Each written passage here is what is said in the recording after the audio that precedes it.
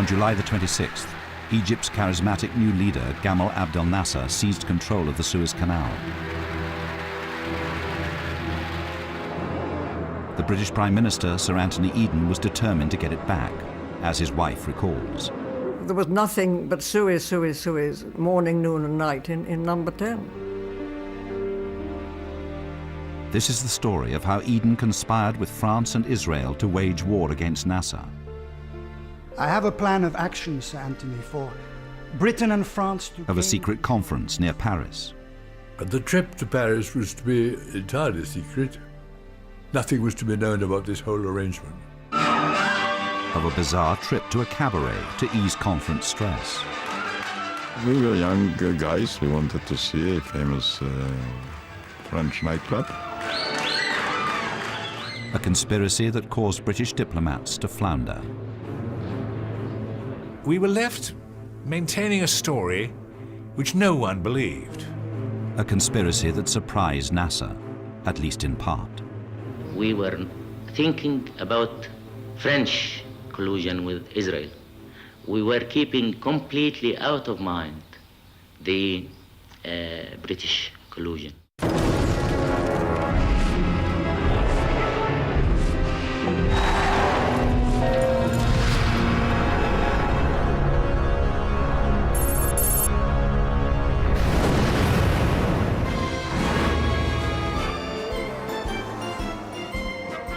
The August bank holiday was one of the few hot days that summer.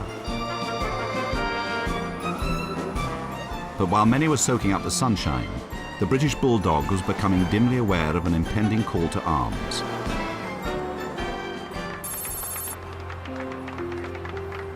Shortly after the bank holiday, Sir Anthony Eden arrived with his wife at the BBC to explain his tough line on the Suez crisis. It was producer Alistair Milne's job to supervise the broadcast. It was very hot, a very hot, humid August day, and we had a problem because short of studios, we had to take him to the presentation studio, which was a tiny little box, very narrow, very cramped. I mean, it's awful, really. For Britain, the Suez Canal has always been the main artery to the Commonwealth. He was a great state. He was very nervous. He was very nervous. I just can't see these damn words. Through it travels today about half the oil, which the industry of this country. Look, can something be done about these damn lights? Perhaps, might I suggest, if you tried it again with the spectacles this time? I will not be seen on television with spectacles. Vanity, fundamentally, that he felt that if he put his glasses on, he would somehow be demeaned. And I explained to him he wouldn't be able to read the script if he didn't, because the lights were hot in his eyes, you know. Unless you'd rather learn the speech, of course. The spectacles really would... They make me look old. Well, he was under great strain, and I was just, trying to support him and sympathise. Clarissa, actually, she was involved in the discussion, and she was unhappy about him wearing spectacles. He was a very good-looking man, and it obviously made him look slightly older than he wished to appear. So we spent 2 or 3 hours on the glasses, but in the end we won. At the heart of Eden's message was his view that Nasser was a dangerous fascist dictator, a sort of Muslim Mussolini. The Right Honourable Sir Anthony Eden, KG MC MP. Our quarrel is not with Egypt, still less with the Arab world. It is with Colonel Nasser. He has shown that he's not a man who can be trusted to keep an agreement. The pattern is familiar to many of us, my friend. We all know this is how fascist governments behave. Nasser was able to see clips of Eden's broadcast in the international newsreels.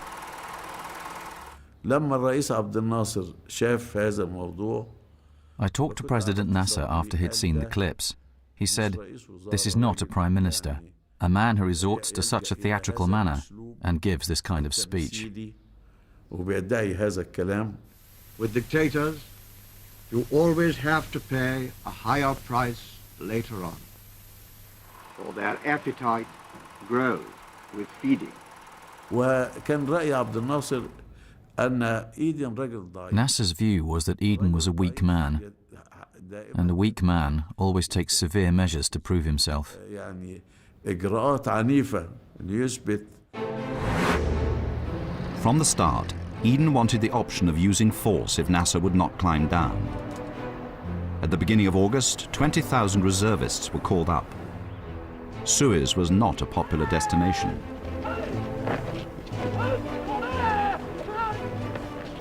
What do you think of the prospect of going back there? I think it stinks. I wouldn't like to go there at all. I see. What do you think of that as a base? Well, I should think it's about the worst base in the whole world to go to. Some reservists found themselves going nowhere very fast. In a matter of days, we had inoculations, kitted us out for desert equipment, and then they didn't know what to do with us, so we were kicking our heels in the camp. In fact, huge amounts of men and equipment were being sent to Malta and Cyprus, the obvious jumping-off points for any possible attack on Egypt. Once again, British troops are sailing away. We wish our boys a safe journey and a speedy return.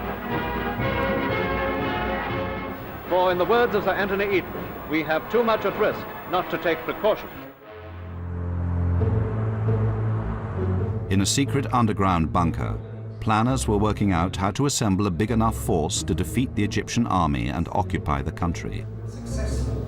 I think we can consolidate at each stage what... There was a dual objective, one being, in the case of the Suez operation, to seize the canal, the other one being regime change.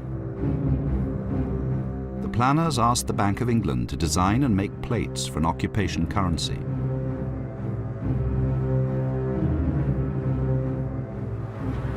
Eden had no problem with the idea of occupation. I think he did believe in the imperial hand and so on. Adam Watson was the top Egypt expert in the Foreign Office.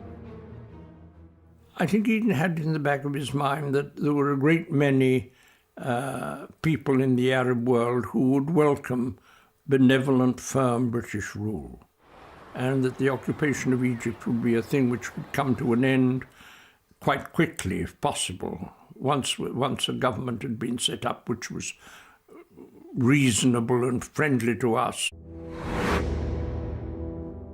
The American president, Dwight D. Eisenhower, didn't much like Nasser either.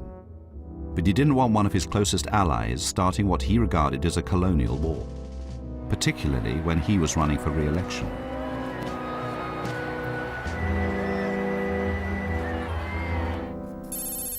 Right at the beginning of the crisis, he wrote to Eden, Dear Anthony, early this morning I received the messages telling me on a most secret basis of your decision to employ force, without delay or attempting any intermediate and less drastic steps. I've given you my personal conviction, as well as that of my associates, as to the unwisdom even of contemplating the use of military force at this moment. Dear friend, the removal of Nasser and the installation in Egypt of a regime less hostile to the West must rank high among our objectives. You know us better than anyone, so I need not tell you that our people here are neither excited nor eager to use force. They are, however, grimly determined that Nasser shall not get away with it this time, because they are convinced that if he does, their existence will be at his mercy. So am I. Eden wrongly thought it was the Secretary of State, John Foster Dulles, and not Eisenhower, who made policy. Dulles was the one that Anthony was dealing with all the time, mostly. Dulles was the one who kept coming over and playing around, you know, initiating things and then retreating on it and all the rest of it.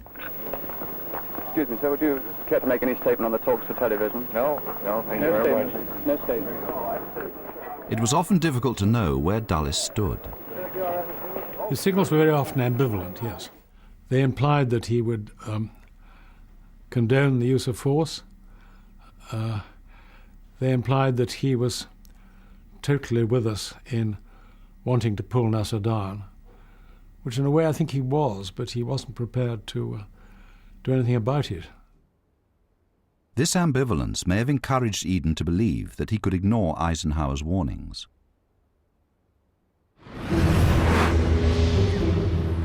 The one country which was solidly behind Eden was France. It was the French who had dug the canal and, before the takeover, run it. The French Foreign Minister, Christian Pinault in particular, was enraged by Nasser's act. La réaction de Pinault a été extrêmement violente. Pinault's reaction was violent. Furieux. He was furious. He gave a speech in the National Assembly in which he spoke out violently against Colonel Nasser, as he called him. I can still hear that harsh, critical voice. Très critique, très aigu.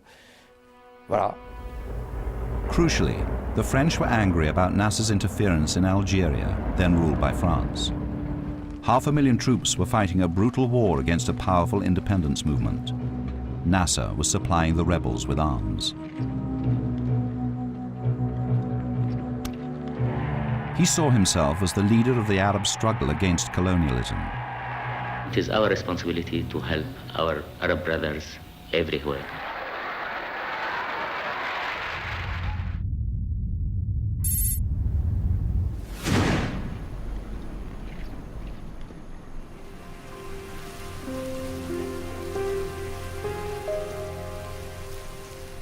Over the summer, a new player secretly joined the game: Israel. The Israeli leader, David Ben-Gurion, had a house in the Negev desert, not far from the Egyptian border. In 1948, he had led his country to victory in a bitter war against the Arabs. But now Ben-Gurion was very worried about the huge number of Soviet arms Nasser was getting from communist Czechoslovakia. The reason why we had to acquire arms, because it was after the deal between Egypt and Czechoslovakia, we sold Soviet arms in a very large number to Egypt. The Israelis quietly turned to the French. Their approach had a peculiar resonance with the tiny, secretive group of men who controlled French foreign policy. All of them had been in the resistance against the Nazis and were very sympathetic to the Jews. Christian Pinault, the foreign minister, had been held in Buchenwald concentration camp. This picture was taken shortly after liberation. Il était affecté à une tâche. He was instructed to carry out the most abominable task of emptying a whole train full of Jews, 2,000 of them. 3/4 of them were already dead, and the others were dying.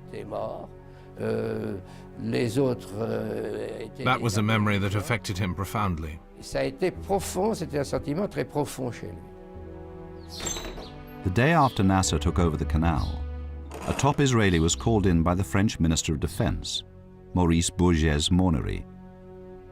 He asked if Israel was interested in invading Egypt. And Maurice says, were you thinking about reaching the canal? I said yes. Maurice says, what is the estimate of your army? How long will it take? I says, I think something like a couple of weeks. They exchange eyes like, I was not a serious man talking out of there. And then you intend to do it? I says, eventually, yes. Shimon Peres said, we need a certain amount of arms, and they gave us a list. 100 tanks, 60 Mystère 4s, 50 Mystère 4Bs, saying this is the absolute minimum.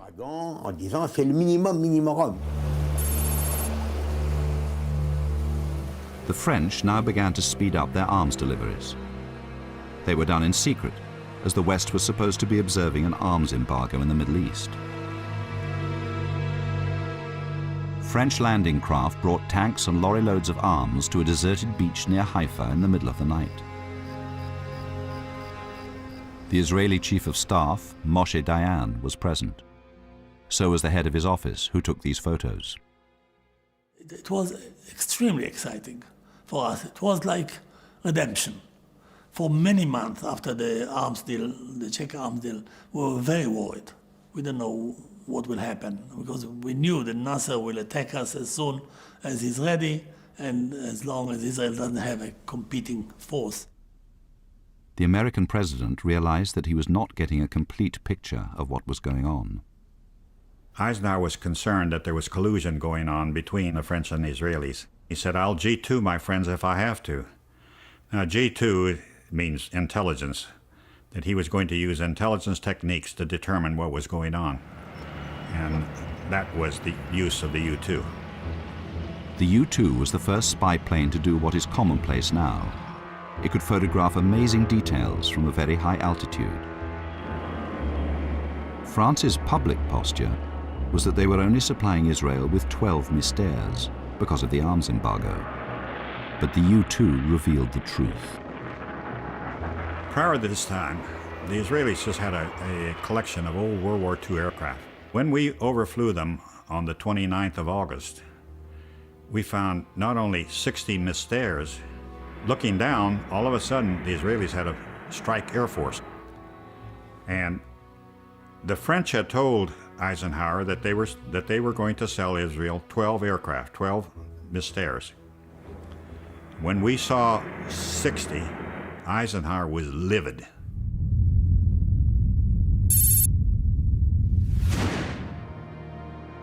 Over the summer, the pressure on Eden had steadily built up.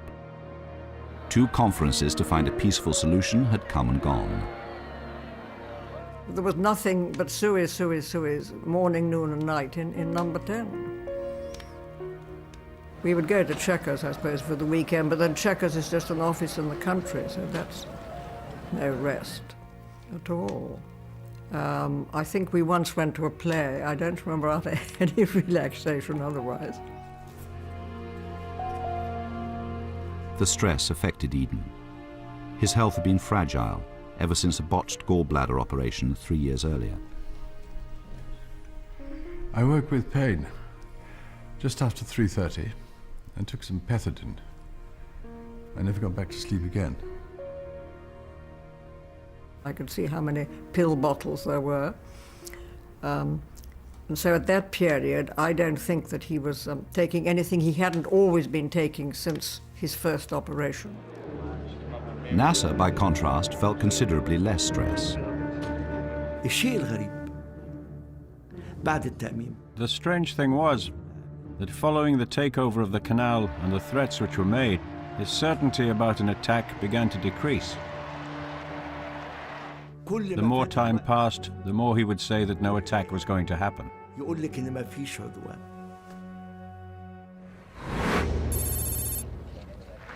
At the annual party conference, Eden made it clear that he did not rule out the use of force. Now, ladies and gentlemen, when Colonel Nasser seized the canal, we thought it our duty to take certain military steps in the eastern Mediterranean. The government has no intention of modifying or withdrawing from this decision. But he was now running out of time. At some point soon, he was going to have to decide what to do with the large force he was assembling. The operation either had to be stopped and disbanded, in which case the whole crisis would be over in a sense, but with a total triumph for Nasser, or else it had to go forward. But to go forward, Eden needed a pretext, and that was lacking.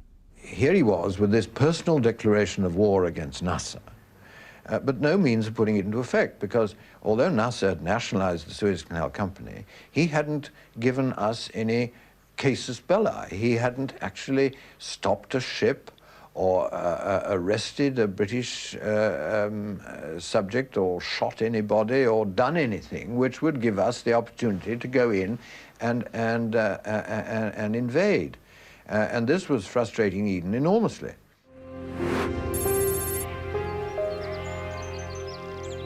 The day after the party conference, an unexpected meeting at Chequers was to give Eden the pretext he wanted. This was decisive. The French had sent General Maurice Schall, their deputy chief of staff, to see Eden. Marshal unveiled this plan, which was a total surprise to us at the time. What would be the reaction of Great Britain if Israel were to attack Egypt? Well, that's a very difficult question. There's no need to take notes, Guy. Guy Millard closed his notebook, but he remembers what followed. We were aware that the French were in very close contact with the Israelis because they'd been supplying with aircraft and with training for their pilots on these aircraft and so on. We were not aware that their relations had gone so far that they'd actually been negotiating this kind of thing with the Israelis. So it was a total surprise. I have a plan of action, Sir Anthony, for Britain and France to gain control of the Suez Canal. Supposing Israel should be invited to attack Egypt across the Sinai Peninsula, then France and Britain would order both sides to withdraw their forces from the Suez Canal, permitting an Anglo-French force to intervene. We occupy the canal on the pretext that we save it from damage by fighting, while actually seizing control of the entire waterway and all its ports. Well, of course, I shall give these suggestions very careful consideration and convey my reactions to your government in a couple of days.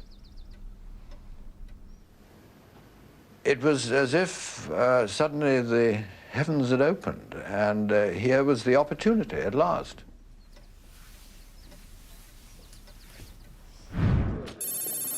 The French leaders were hugely relieved to hear Eden confirm that he accepted the Charles plan when he visited them. Alors Charles a eu un grand mérite, c'est de convaincre. Charles deserves credit for convincing Eden, to our surprise, as we thought he would cave in under American pressure. Et à notre étonnement, parce qu'on pensait à la fin que Eden, devant la pression. And I can tell you frankly that without the English, we would not have gone in. Et je dois dire très franchement que sans les Anglais, nous n'aurions pas. We were astonished when Eden said, "Yes, I want to take part." À notre étonnement, Eden a dit mais si, moi je veux en faire partie. When you read that? Oh. All right. Eden was well aware that this must all be kept secret. I remember him discussing with me what would happen if we informed the Americans of our talks with the French. And I said, well, quite obviously, they will oppose what is being suggested, and they will do their utmost to prevent us doing it.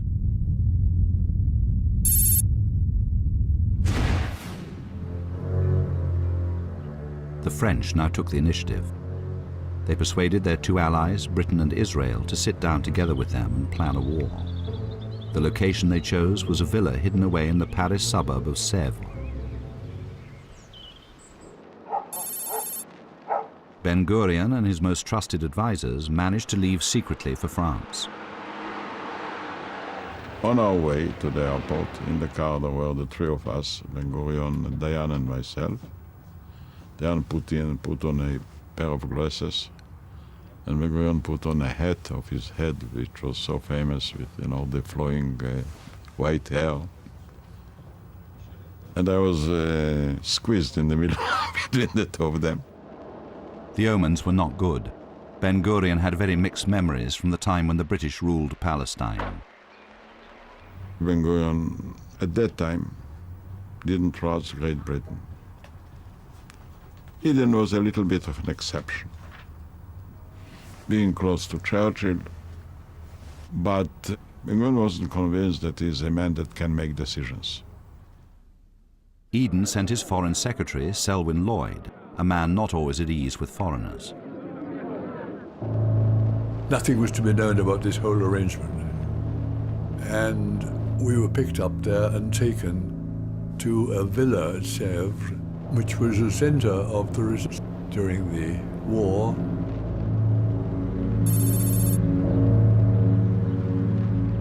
The Israelis had already arrived after a grueling 17-hour flight. Ben-Gurion looked ill, and another member of the delegation was asleep. When Selwyn Lloyd arrived, he was not impressed by what he found, and it showed. Cold like ice. He wasn't a very charismatic, smiling gentleman, so it was a dry martini full of ice coming in and meeting a highly suspicious group of people. Too aloof, too estranged. That's the way we saw him. He tried to avoid us as much as he could. We didn't go into small talks like with the French.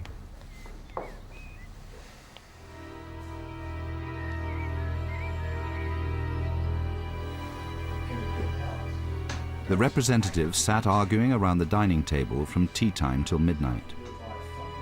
Ben-Gurion wanted the British and the French to attack the Egyptian airfields earlier. He was frightened that if the time gap between the Israeli invasion and the Anglo-French intervention was too long, the newly equipped Egyptian Air Force would flatten Tel Aviv. Ben-Gurion stayed during the Blitz in 1940-41 in London and had a strong trauma from that period. And he was afraid that something like that might happen to Tel Aviv.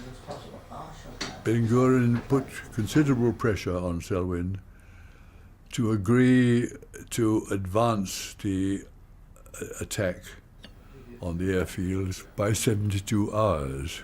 And at midnight, Selwyn could only say that he couldn't agree to that, and he would have to return to London. The conference was now at breaking point. He knocked with his fist on the table. And that was that. He was ready to quit because, a priori, he wasn't totally convinced. Très tendu. On a pensé d'ailleurs que Very tense. finalement tout cela allait se We thought finally that all this would lead to failure. par un échec généralisé. Perez was desperate to stop Ben-Gurion leaving, so he arranged for their plane to have a mechanical fault. Well, I told Ben-Gurion, you don't have a plane to fly back, so forget it. The younger members of the Israeli delegation felt they needed cheering up, so they drove to this nightclub.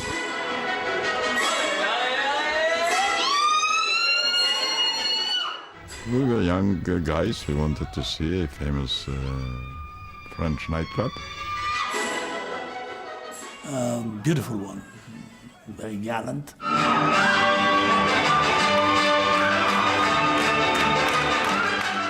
We were sitting in the lodge, watching it a little bit. I went down, I spoke with some of the girls. But Perez and Diane were worried sick about the negotiations. Sitting and watching the nightclub, our heart was somewhere else, as you can imagine. We were preoccupied all the time with it. And finally we lost our patience and went back to the hotel. And I was very angry. I was a young man. I wanted to stay there, but of course I couldn't.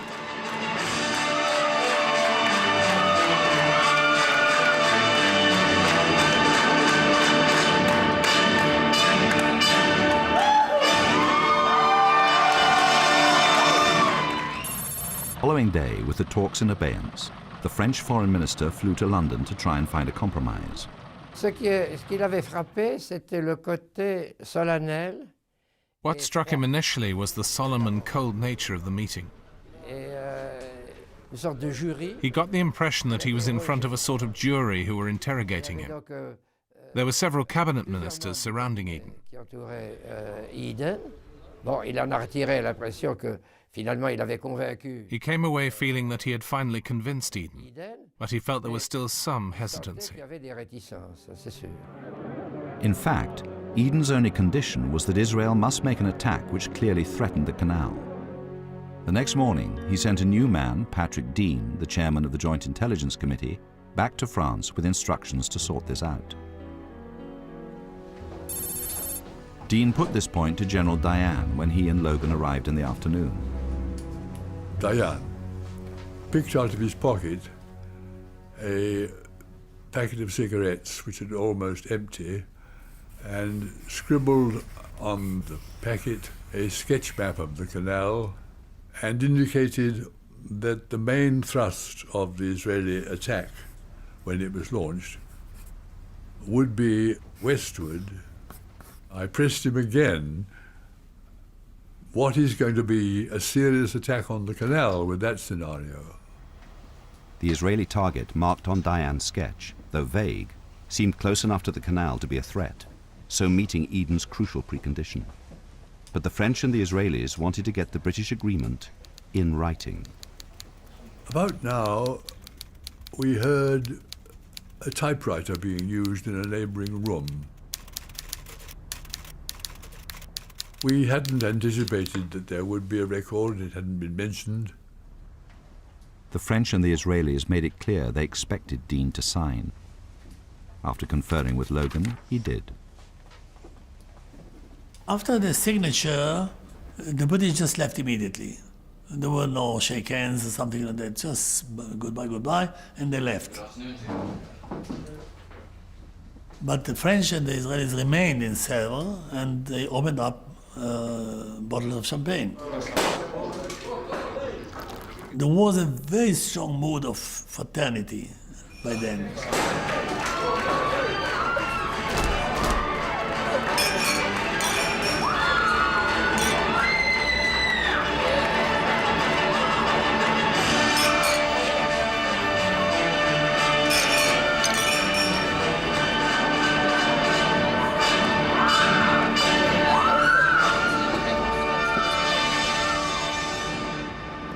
In the meantime, Logan and Dean had returned secretly to London. We were driven to number 10, where Pat Dean presented this document to Eden, who immediately said, "Oh my God, I never thought it would be written down." The next day, Eden sent Dean and Logan to Paris to do what they could to persuade Pinault to destroy the document.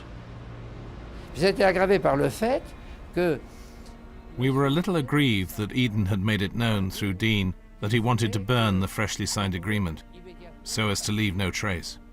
qui venait d'être signé pour qu'il n'y ait pas de traces. We had been conducted into the grand staterooms at the Quai d'Orsay. There we were left from about 11 o'clock until late afternoon. Of necessity, Pat Dean went to open the door and sample the corridor, but found the door locked. And there we remained until about tea time, when we were taken in to Pinault, who said the French government could not agree with the request. On the same day as Dean and Logan were trying to destroy the incriminating document, Eden was boasting about its contents to his chief whip, Ted Heath. Ted. Good morning, Prime Minister. We've got an agreement. Israel has agreed to invade Egypt. We shall then send in our own forces, backed up by the French, of course, to separate the contestants and to regain the canal. No need to involve our American friends. Ted, you must realize, this is the highest form of statesmanship. Right. Yes, Prime Minister. But Eden was less confident than he appeared. There were waverers in the cabinet, and in some ways he was quite isolated. So he took a step which suggested he needed to boost his authority. Eden sent for me. He was very friendly, exhilarated, the way the old Eden one remembered him.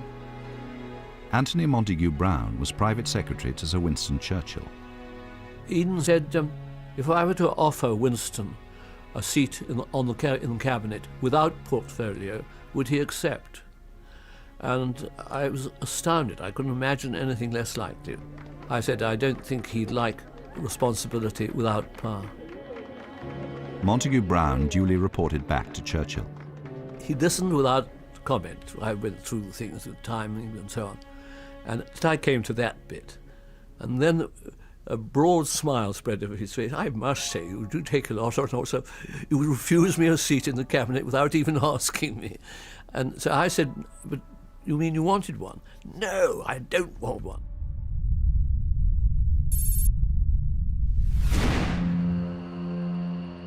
The day before the planned Israeli attack was due to begin, General Dayan launched an audacious, secret, preemptive strike from this airfield. He hoped it would paralyze the Egyptians before the war even started. The mission I was briefed on was to shoot down the Egyptian High Command aircraft, an Ilyushin 14, that was due to fly from Damascus to Cairo. A well-placed Israeli spy in Damascus was sure General Abdel Hakim Amr, the Egyptian supreme commander, would be aboard. The moment Amr's plane left Damascus, the information was relayed back to the control tower at Ramat David. Chateau prepared to take off at dusk.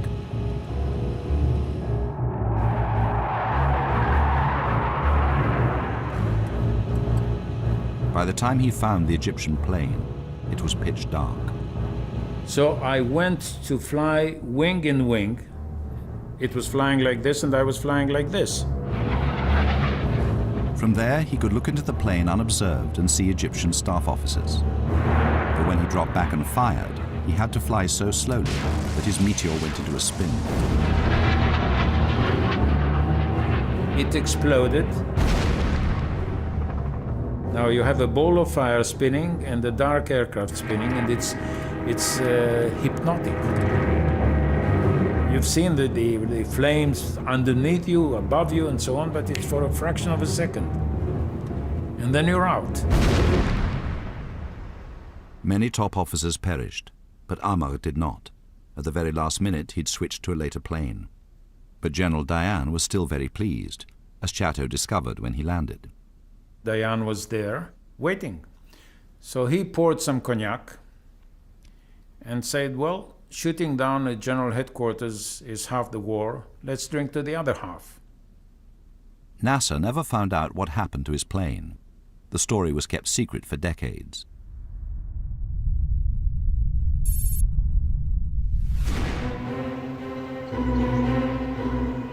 In Cyprus, at that time a British colony, a massive build-up of British and French forces was nearing its conclusion, ready for the day when the secret plan was put into action.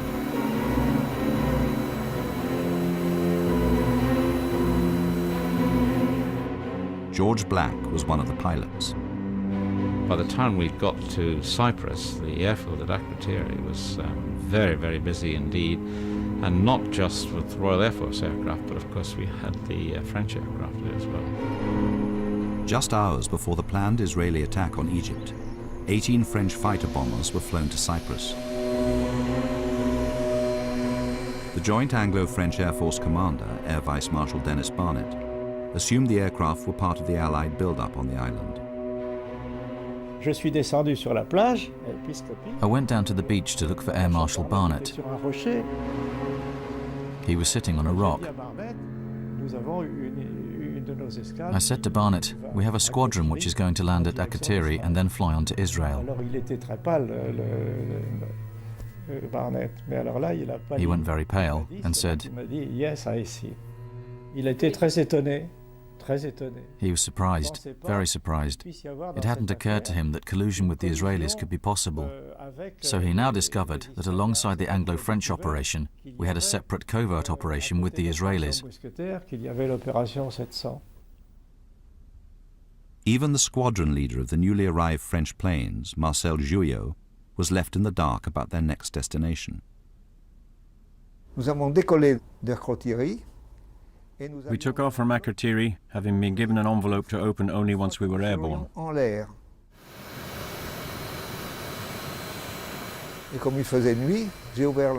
But it was dark when I opened it, and I couldn't see a thing.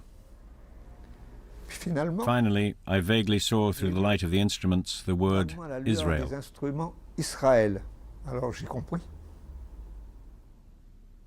There were quite a few surprises in store for Jouillot when he landed.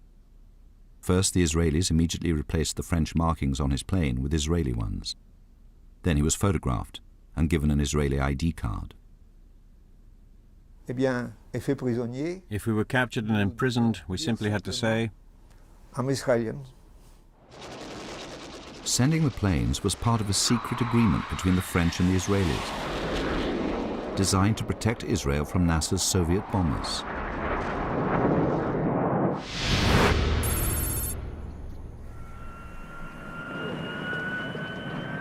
The conspiracy plan finally went into action late in the afternoon on October the 29th, with an Israeli parachute drop in Egypt. Only 395 paratroopers took part, landing in the Sinai Desert 20 miles from Suez, hardly the major threat to the canal which Diane had promised. But it was to be enough for Eden and the French. Nasser was mystified when the parachute landing was reported to him. He rang one of his closest associates, Mohammed Hakel. ايه هيك في حاجة غريبة بتحصل. الإسرائيليين في سيناء عمالين يحتلوا موقع خالي ورا التاني زي ما يكونوا بيحاربوا الرمل. طيب تعالى لي أنا عاوزك. تعال.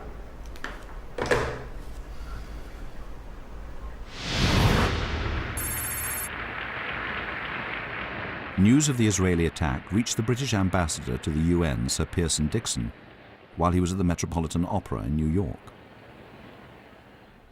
Douglas Hurd, the ambassador's private secretary, was the messenger. When this news came through, it happened to be the first night of the Metropolitan Opera in New York. Very grand occasion. Callas was singing Enorma. I remember this very vividly. Sir Pearson Dixon knew nothing about Britain's collusion with Israel. I took the message in to Sir Pearson Dixon, and this one simply said, don't call a meeting of the Security Council. Don't go along with that. This was all we had. Dixon, known as Bob, usually worked very closely with his American colleague Henry Cabot Lodge during a Middle East crisis. Cabot Lodge appeared in one of the intervals of the opera and to see Bob, his old friend, etc., and was very puzzled when all that Bob Dixon could say was, "I'm sorry, Cabot, but my only instructions are, not at this stage, at any rate, to call a meeting of the Security Council." So it got off onto a start of a sort of embarrassment, we not knowing what was going on, only having a negative piece of instruction, and the Americans very baffled and upset and uncertain as to what the hell was going on. Eisenhower's reaction was to write to Eden the following morning. Dear Anthony, last evening our ambassador to the United Nations met with your ambassador to the United Nations, Pearson Dixon, to request him to join us in presenting the case to the United Nations this morning. We were astonished to find that he was completely unsympathetic, stating frankly that his government would not agree to any action whatsoever to be taken against Israel. All of this development, including the possible involvement of you and the French in a general Arab war, seems to me to leave your government and ours in a very sad state of confusion.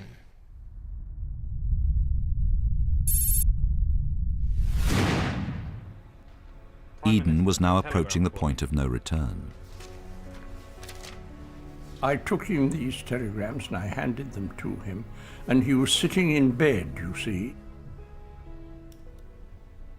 propped up by pillows, but ready dressed with a tie and collar and everything, just had to slip on his coat and his trousers to go across to the House of Commons. And he did at one point said to me as he was reading this, because I stood waiting, he said, "You personally do agree that what I'm doing is necessary, don't you?" Well, you see, the Prime Minister oughtn't to ask people like me. This was the day when Eden told first the Queen and then the Commons about the steps which would take Britain to war. The Egyptian and Israeli ambassadors were summoned and told to withdraw 10 miles on either side of the canal or face Anglo-French military intervention. One side awaited its ultimatum with impatience. I was sitting here in the Ministry of Defense, waiting for the ultimatum. He didn't arrive. And so I called up the French ambassador and asked him, "Sir, do you have any ultimatum for us?" He says, no, I'm going to check. Then I called in the British ambassador. He says, maybe you have an ultimatum. Neither of them had.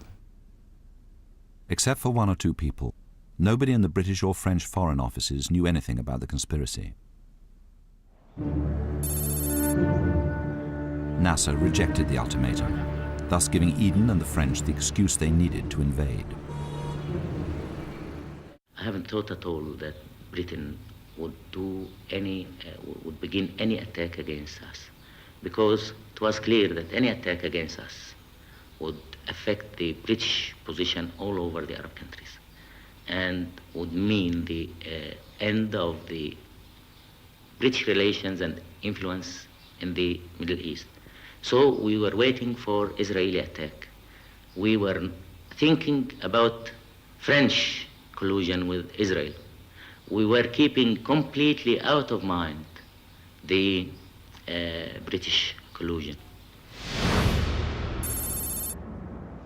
Meanwhile, at the UN, the American ambassador proposed a resolution in the Security Council calling on the Israelis to withdraw. Will those who are in favor of its adoption please raise their hands? And on all member states to refrain from the use of force.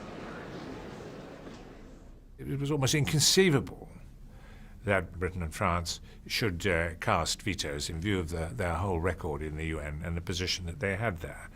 And therefore there was a sense of actual amazement at the physical moment when Bob Dixon, raised his hand to veto the resolution passing.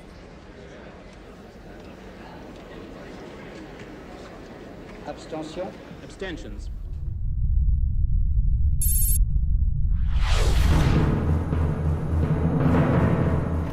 After the arrival of reinforcements, the paratroopers who'd opened the Israeli attack 2 days earlier were on the move again.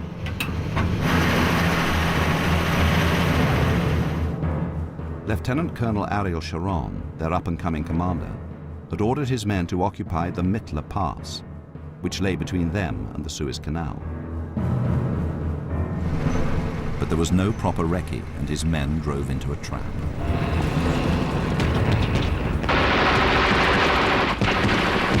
Egyptians were firing from well-protected caves and crevices on either side of the pass.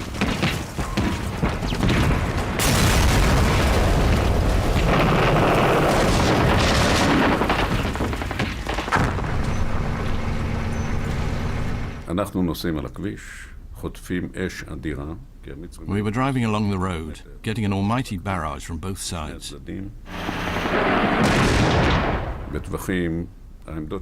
Egyptians were holding positions between 20 and 100 meters from the road, along a kilometer stretch of the pass.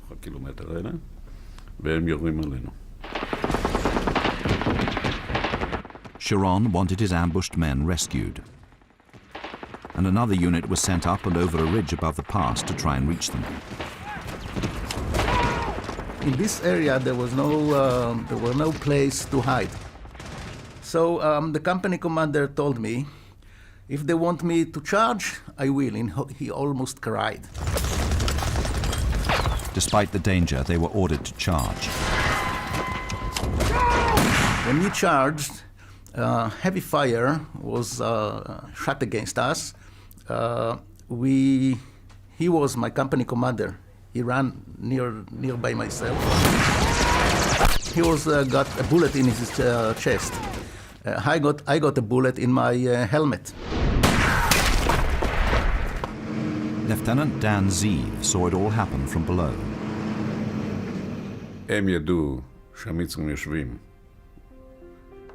Our people thought that the Egyptians were near the road.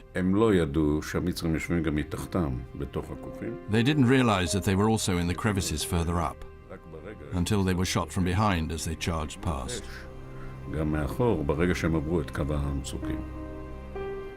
We were 21. Almost half of them were killed or wounded. We suffered quite a number of casualties. all in vain. Nothing good came out of it. 38 Israelis were killed during the battle for the Mittler Pass, dying in an operation which was supposed to be a token battle for the benefit of Eden and the French.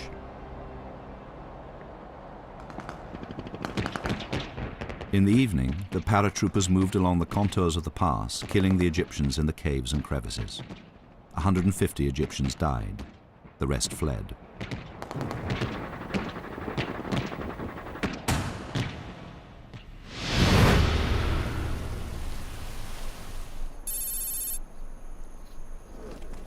A last-minute delay to the start of the bombing of Egypt almost disrupted the Anglo-French alliance with Israel. The postponement of the bombing by about 12 hours was a breach of the secret agreement. And it awoke Ben-Gurion's fears that the Egyptians might obliterate Tel Aviv with their new Soviet bombers. Diane sent Mordecai Bar-On to inform Ben-Gurion. I've never seen Ben-Gurion so angry. All his fears came true now. All his suspicions, all his disbelief with the British came to fear. He said something in Hebrew, which I never heard him saying such things. He said something that amounts to, oh, this wretched old whore, meaning the British. That's about the sense that they exclaimed. And said immediately, call Dayan, tell him to bring back the paratroopers. Once the RAF bombing started, no more was heard of Ben-Gurion's order. When the planes reached Cairo, Nasser, who'd been entertaining the Indonesian ambassador at home, went outside. I listened, and there was the jet aeroplanes. And I said to the Indonesian ambassador that these are jet aeroplanes, and the Israelis don't have jet aeroplanes. These are British. I went over to the roof of the house. I saw the bombardment of the international airport. I went direct to the army headquarters. It was clear from the start that the RAF was trying to destroy Nasser's new air force. The first raid sent one of Nasser's closest associates, Major Salah Salem, into a panic. Salah Salem كان عصبي. Salah Salem was the nervous type. He was always nervous. He always thought with his nerves, not with his brain. مش بدماغه. كان قال للرئيس إيه؟ So what did he say to the boss? He said, let's go and give ourselves up to the British embassy. We can't resist such force. السفارة البريطانية. لأن إحنا ما نقدرش. But the boss said to Salah, don't worry, we will resist, and we will be victorious. فارس قال له صلاح هدي نفسك. نحن سنقاوم وسننتصر. كان واقف الدكتور أحمد ثروت. Ahmad Thawat, the president's doctor, was also there, and the president said, Ahmad, please give Salah an injection to calm him down.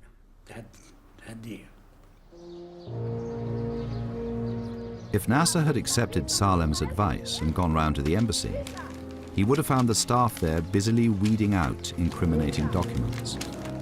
Well, there were so many documents there dated from way, way back which had not been weeded. And so therefore we had to have a chain of our chaps passing the files out to toss onto the braziers.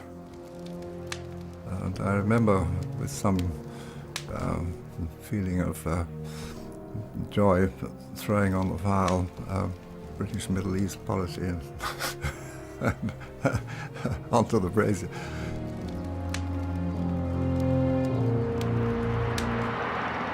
For Eisenhower, first the Israeli attack and then the British bombing less than a week before polling day could not have come at a worse time. He felt badly let down. The United States was not consulted in any way about any phase of these actions, nor were we informed of them in advance. As it is the manifest right of any of these nations to take such decisions and actions, it is likewise our right, if our judgment so dictates, to dissent. We believe these actions to have been taken in error, for we do not accept the use of force as a wise or proper instrument for the settlement of international disputes. we were watching it on TV, and we kind of smiled because we knew darn well that he knew all the time what was happening. And this was kind of a show on his part, I think. But it was also to conceal the fact that we had used the U-2s to obtain the information.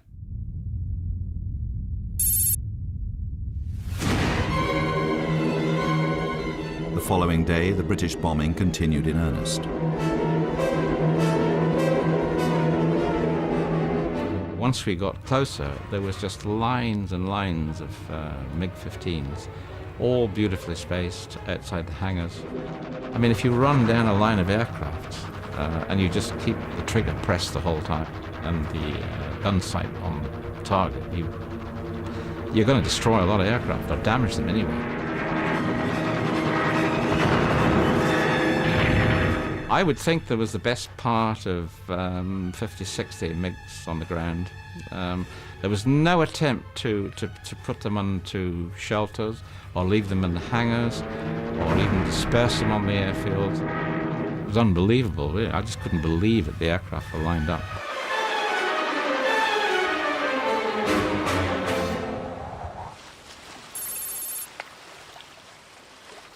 Nasser publicly exuded confidence, but he had moments of doubt.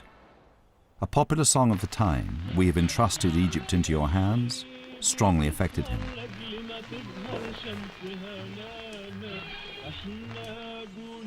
He told a friend, "I've been questioning myself. Have I behaved well towards this trust or not?"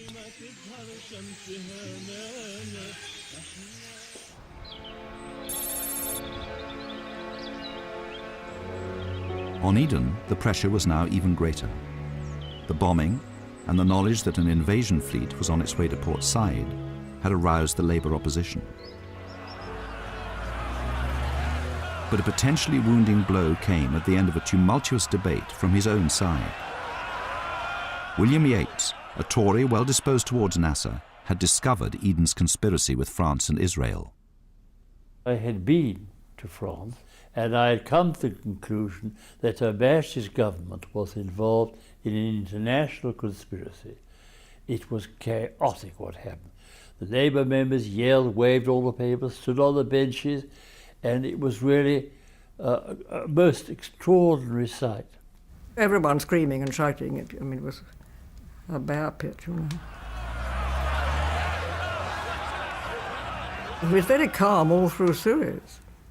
I mean, like people are in a great crisis, you become calm, don't you? But Yates's inability to spell out the details of the conspiracy saved Eden acute embarrassment. But he did repeat his accusation to Eden in the lobby afterwards. To which he looked very, very pale, and very, very pale, and perspiring, and he said 2 words, perfide Albion, which means, of course, treacherous Britain. I never was able to make out whether that was a way of passing me off as of no consequence, or what was the object of using that expression, perfide Albion. In the meantime, an Anglo-French flotilla was moving steadily towards the Egyptian coast. The fates of both Nasser and Eden hung in the balance.